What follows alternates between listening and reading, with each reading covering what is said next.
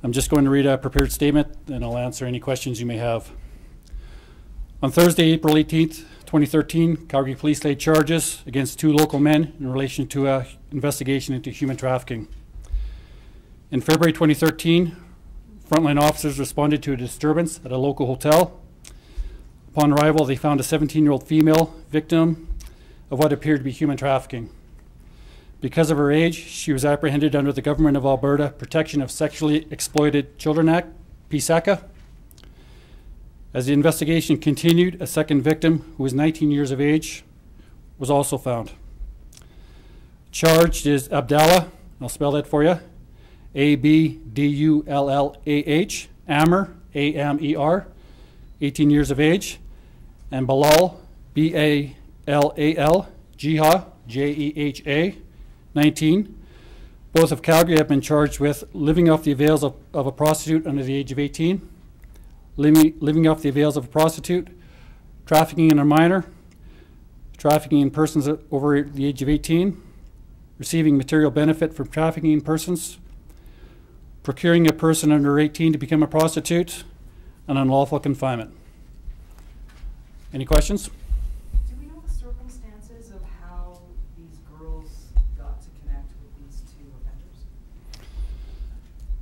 offenders? For the in the case of the youngest victim, it was a debt owed, and this person couldn't come up with money, and so she was groomed, procured into the life of prostitution.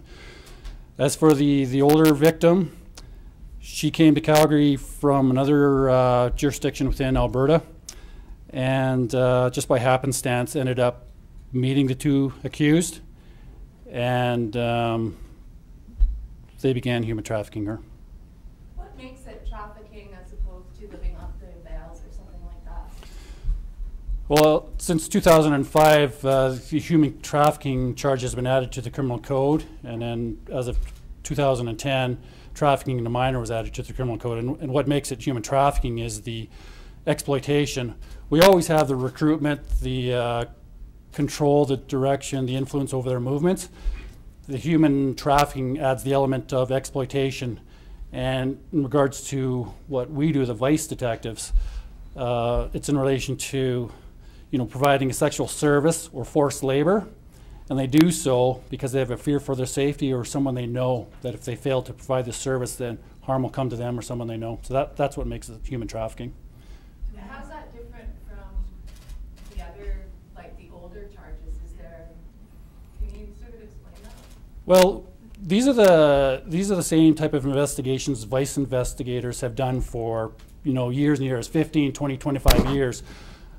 Governments worldwide now are taking this more seriously, and that's why the addition to the criminal code. So, before we would rely on the living off the avails, the unlawful confinements, the assaults, the extortion. Now we just have one more tool to go after these offenders. How long were they in this sort of relationship, not relationship, but connection? Like how long were these girls? The girls were working for these 2 individuals for approximately 1 month. And I should point out that the girls do not know each other.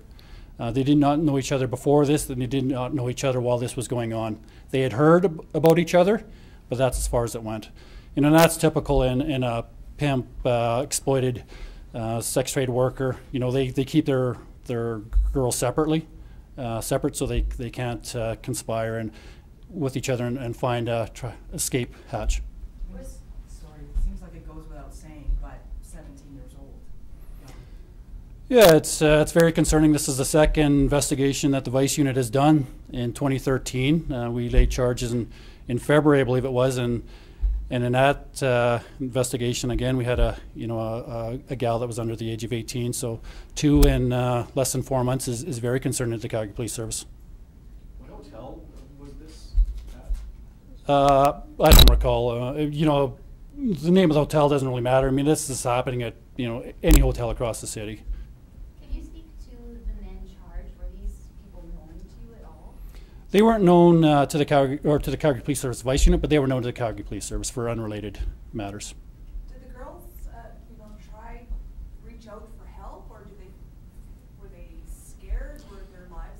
Well, absolutely, because as I said earlier, when it comes to the human trafficking component, we need to prove that element of exploitation, and that's where they have a fear for their safety. And when the frontline officers, there was a disturbance at the hotel. That's why the frontline officers were called, and that's subsequently when Vice got involved. So they're certainly in fear for their safety and the safety of their families. Were they being physically abused? Yes. By the men? Yes. Were they brought from another country? No. Human No. trafficking, it seems to have this connotation of bringing someone from another country to, but that's obviously. Yeah, that's like international human trafficking. We would refer this to as domestic human trafficking locally, within Canada. Okay, gotcha. So can you just define what trafficking includes, like what that is? So we In a domestic case, I guess? domestic or international, it's basically the same thing. So there's two elements that we have to prove when it comes to laying the human trafficking charge. And the first component is what we always get. There's 7 different factors. It's the recruitment, the transferring, the transportation, the harboring, concealing. Like I said, there's 7 of them. We always have that in a pimp, exploited sex trade worker relationship, because they're always recruited, their movements are always controlled, directed, influenced. We always have that. The second part to gain a conviction of human trafficking is the exploitation. And so, that's made out when these workers are providing the service, whether it's forced sexual service or forced labor, for fear of their safety or someone they know. And if they don't provide it, then harm is going to come to them or someone they know. So that's the human trafficking part. I don't know, people get confused when they hear trafficking. They think that, they're being smuggled into the country. Or we certainly don't need that to lay a charge and gain a conviction of human trafficking. Was there some gang affiliations with the traffickers? No, not that I'm aware of. Do you think that these two accused have any other victims in this ring? We're not aware of any other victims, but we would encourage all victims of crimes to come forward to the Calgary Police Service. And, I will say that, as a staff sergeant of the Vice Unit, I'm encouraged. We laid these charges in February with the young gal coming forward, and less than 2 months later, we've laid more charges. So I think awareness is reaching the sex trade community out there that the Calgary Police Service Vice Unit is here to help, and we want to help. And there are avenues that we can take to put them to safety. Would you typically see these kinds of girls, would they be working on the street or so-called trick pads, or how would that work? Yeah, it's the street prostitution, North American-wide, is diminishing with the advent of social media, internet. In this city here, the vice detectives will go out, and it is hard to find, a street prostitute. And so, the hotels, the trick pads, as you call them, are what we're seeing. You mentioned a debt was owed. Right. Was that a drug debt? Or No, it was just. The young girl was living in a residence. Something happened, not criminal related, and the offender said, "Okay, this is what it's going to cost to fix this, damage, repair, and how are you going to pay it?" And then the grooming started. Have you ever thought about this? You can make lots of money. You can have nice clothes. You can have nice jewelry. You can drive a nice car. And that's typical of a grooming relationship. They start as a boyfriend, and then they get them hooked. They separate them from their family, and at one point they say, "You owe me. I've done all this for you. You owe me." So. Was there a relationship between the 17-year-old and one of the men prior to this? Yes, the young victim and the 2 accused knew each other prior to this. No, but boyfriend, girlfriend, or? I won't comment on that. I will just say that there was a relationship. They were known to each other. Were there any cultural or language issues at all? No. So it was the money she owed was for a repair at a rental home? Damage to a rental home that she was living in? I don't know the specifics of the home, but it was for damage. Let's just say it was for damage for an innocent act that occurred in an accident, and the repair needed to be done. In a home, though? Yes, I An believe. actual car? No, it was a residential Okay. place. And the 2 accused, were they basically selling these girls' services to other people, or were they using, you know, sexual favors or whatever to pay back to them? No, they were, the girls were advertised as escorts online and instructed to make, you know, a certain amount of money every day. And that's so typical of a relationship. You know, the girls will get tired, they don't want to work, and they'll get the messages, you will keep working, you need to bring in X amount of dollars today, and you've only brought in so much so far, so no, and your next date is coming in half an hour. Do we know how long it was going on for? For about a month for each girl. What happens every day? Sorry? Every day? Basically, yes. What happens next with the girls? Are there services that are provided to them?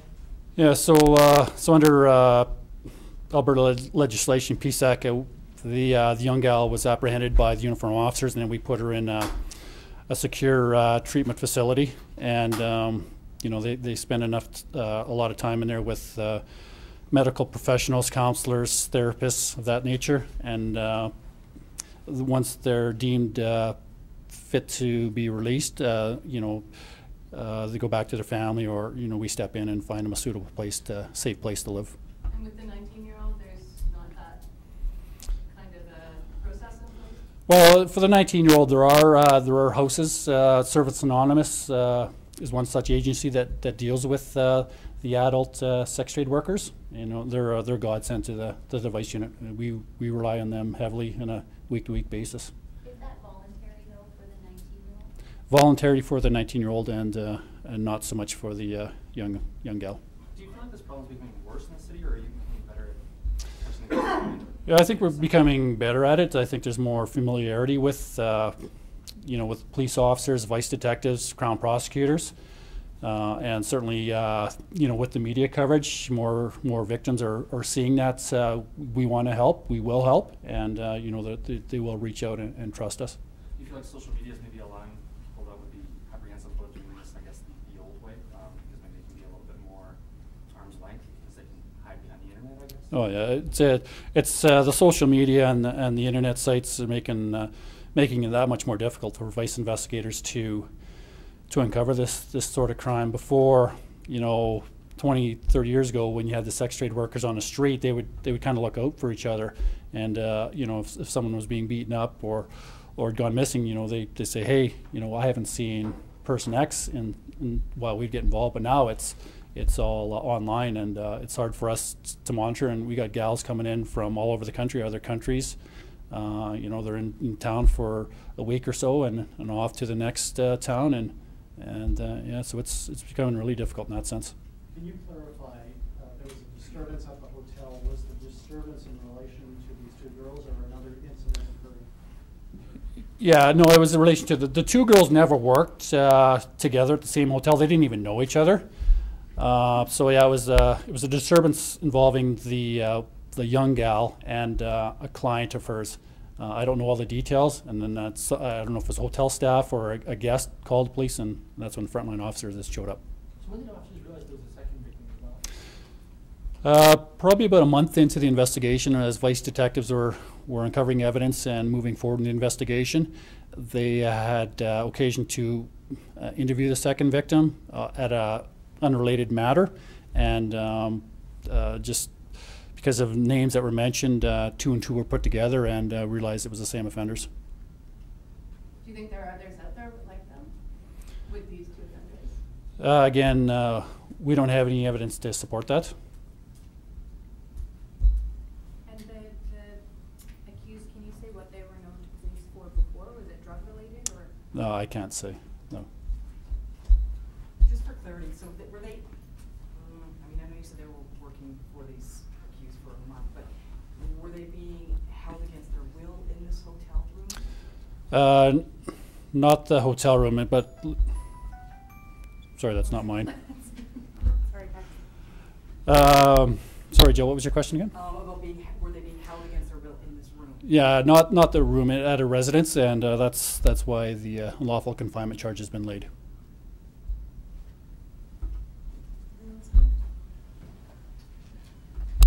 All right, thank you.